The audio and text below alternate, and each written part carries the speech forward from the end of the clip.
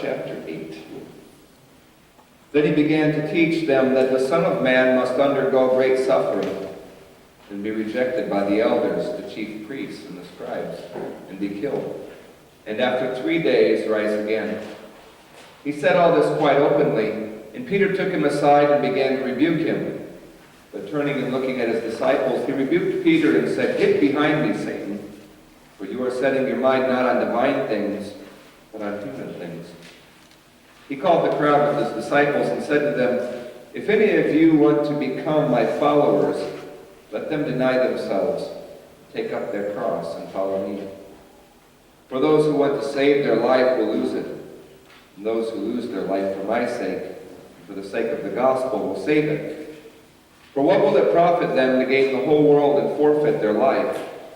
Indeed, what can they give in return for their life? Those who are ashamed of me and of my words in this adulterous and sinful generation, of them the Son of Man will also be ashamed, when he comes in the glory of his Father with the holy angels."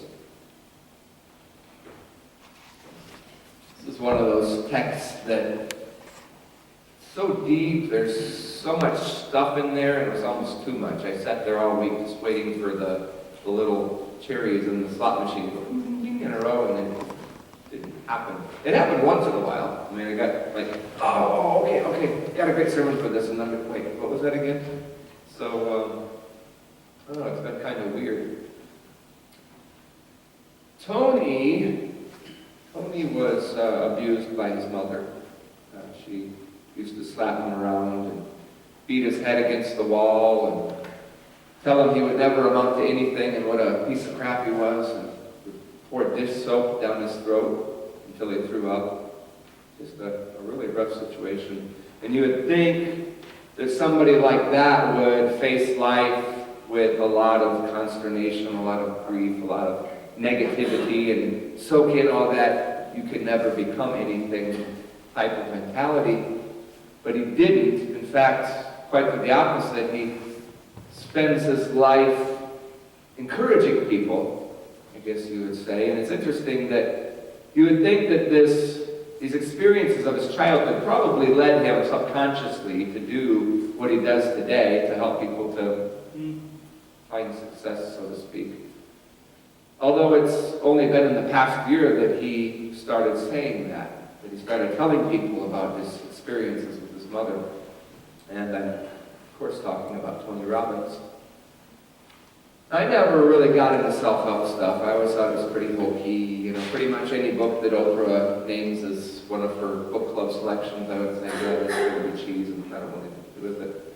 But interestingly, as I read these books, just for, what's and giggles, I'm reading, Eckhart Tolle and Hayes and Hicks and all these different people that I thought were pretty darn strange, but as I read them, I find out that the message is the same, whether I'm reading a book by Bill Hybels, or whether it's Esther Hicks, or whether it's whomever, whether it comes from religion, it comes from self-help, the message is still the same.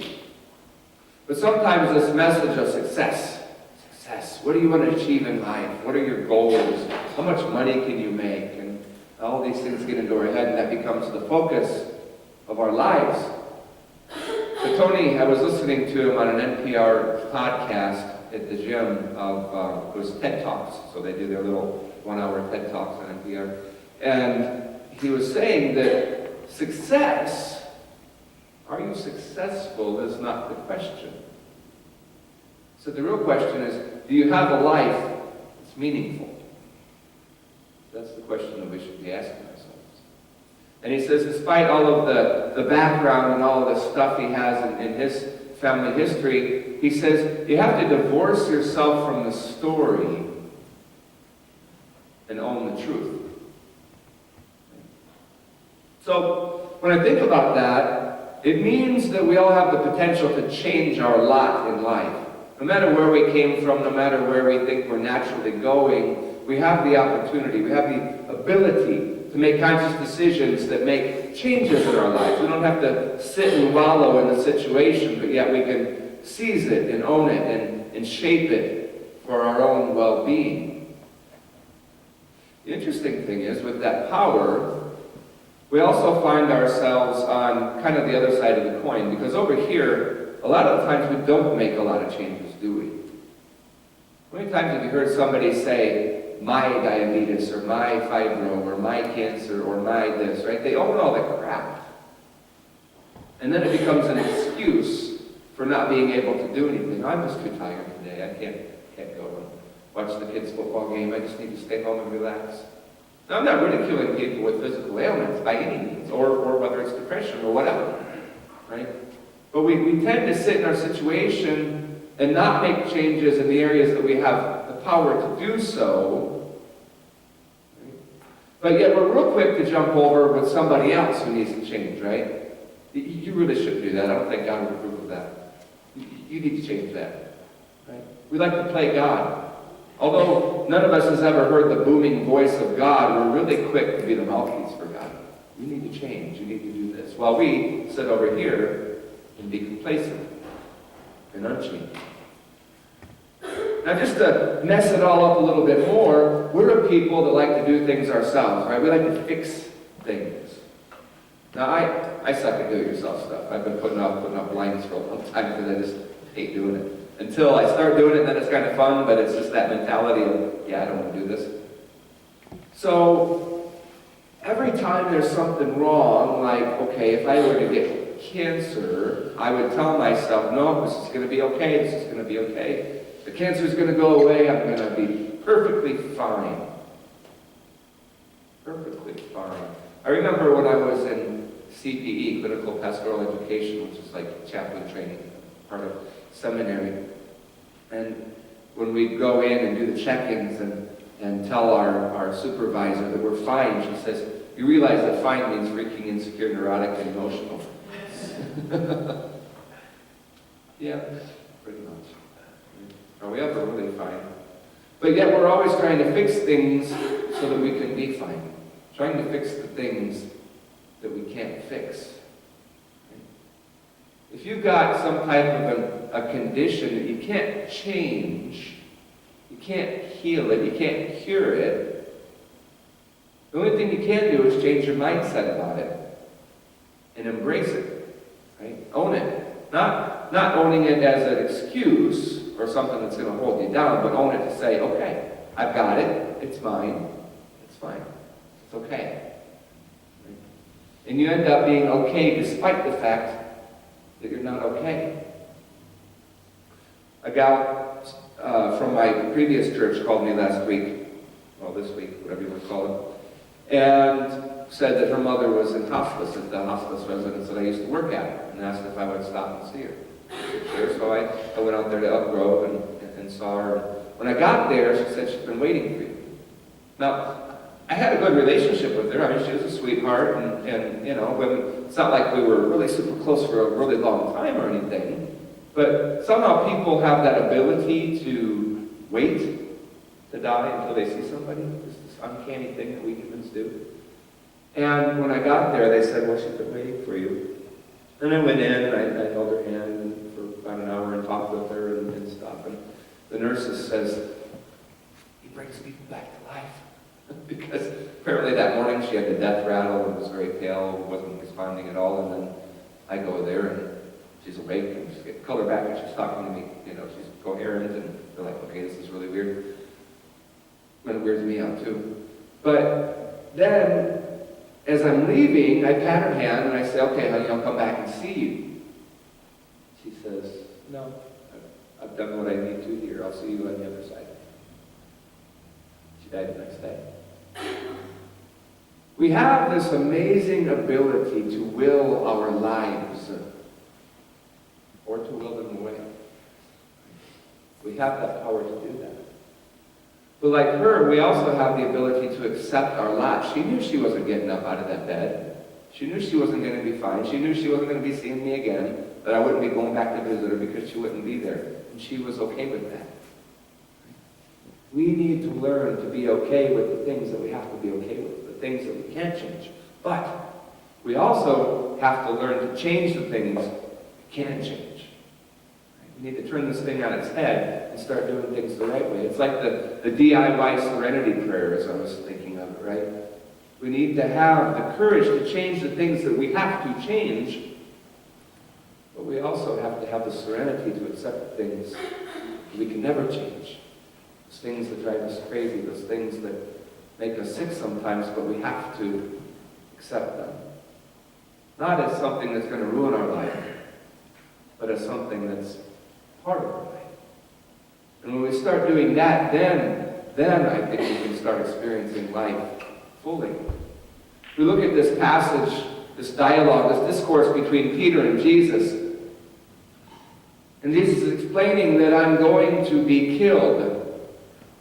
The Jewish authorities are going to turn against me, and the Romans are going to kill me. But on the third day, I'm going to rise again.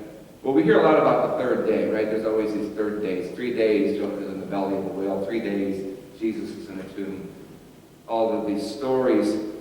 In Judaism, 3 days is completion. Right? It means a whole cycle. So when I have been dead long enough, I will be back. Because you will bring me back. As I've said before, because you will live my legacy. But Peter didn't get that. Peter only got that they're going to kill me part. Right? And he says, no, I'm not going to let this happen. Well, Peter said no about a lot of things, right? I'll never deny you. Yeah, okay, Peter. I'm not going to let this happen. Okay, Peter, just shut up. Right? That was Peter. I love Peter. He's so human. Peter, oh, man. Anyway, okay. So, but Peter, it always seems like he's screwing up, but because he screws up, we get these wonderful life lessons. And Jesus turns him around and says, get behind me, Satan. Now, when we think Satan, we think of the devil and horns and pitchforks and, Ozzy Osbourne and stuff like that. But that's not what it was. See, Satan was a term for somebody who played, no pun intended, devil's advocate, right? We see Satan in Job, where Satan actually works for God. Satan kind of watches over humankind and makes sure that everything is going in the order that it's supposed to be in. And so Satan says, this Job dude is just way too perfect. I wonder if we mess with him a little bit, what would happen? Right? Let's see if he's really as faithful to you as we say he is. And he wasn't bad. He wasn't bad. He worked for God. Right? So Jesus isn't saying you devil, you Lucifer. He's saying, you who would go against the order of things and test me. See, Jesus last week was in the wilderness being tempted, right? How tempting would it have been when Peter says, no, that's not going to happen, for Jesus to say, you know what, you're right. If I just shut up and stop harping up about social justice and liberation for humankind, and I just go back into the woods and be quiet, you're right, nothing's going to happen to me. That's really tempting. But Peter, I need you to shut up. Because that is not what I'm talking about right now. And you need to accept the fact, too, that this is going to happen because it has to happen. There's nothing you can do to change it. Because if you change it, guess what? You're going to lose this thing. I will not have lived, and those around me, those whom I encounter, will not have experienced life if you don't let me lose my life. And that means you need to lose yours, too. That's a hard thing to wrap our mind around. You gotta lose life to gain it. Right? It's like Jesus is just a total buzzkill. We get a few verses before, he says that he came that we would have life and have it in abundance. So, what the heck is that? It's that whole experience of being able to accept our lot in life for what it is, but having the courage and the ability to change the things that we can. And for the sake of the gospel, if you lose your life for my sake, you will save it. For what will it profit them to gain the whole world and forfeit their life? We run around trying to change people. We run around being the voice of God for those who can't hear the voice of God. We go around thinking that we know God's will in our lives. And so we run around beating our heads against the wall because I could have sworn that's what God wanted me to do, but I did it and it totally fell flat on its face. Oh, I think you need to change this because God has a word for you. How can we listen to God if we never shut up? How can we ever hear God if we're never silent? How can we live life if we don't embrace every facet of life, both the bitter and the sweet? And how can we learn to be okay when things really aren't okay in the sensible meaning of the term? That, I think, is what Jesus means about living life, about having real and full life. It's not about changing everything. It's about changing the things that we can, that we've been given the power and authority to change. But the rest, you just got to let it be. You stand if you're able and